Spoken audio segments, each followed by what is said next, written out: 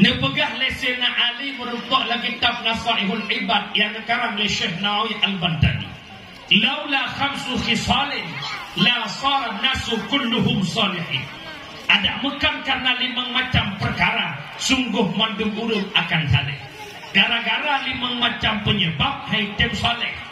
Yang pertama penyebab haitim saleh adalah al-qanaah bil jahli. Geai makna qanaah, ridha bil jahli. Pu makna ridha, menerima dengan lapang dada pribadi kita bodoh tanpa ilmu.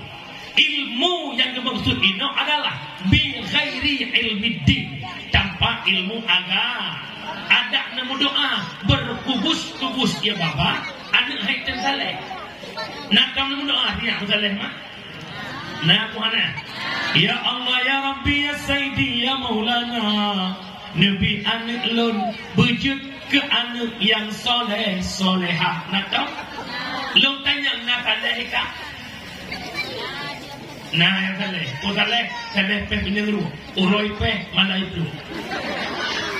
Bahkan haitem saleh, lun jauh gara-gara dia tidak dititipkan pada tempat yang mencetak dia menjadi anak yang contoh kena pegat kuih bohlu boh mana mentega tupung saka lih ne kapu ne patona cetak bohlu wate mata deken kuih bolu bahan-bahan bolu ne patona cetak boy wate mata bohlu boy bahkan cek ke boy gara-gara salah cek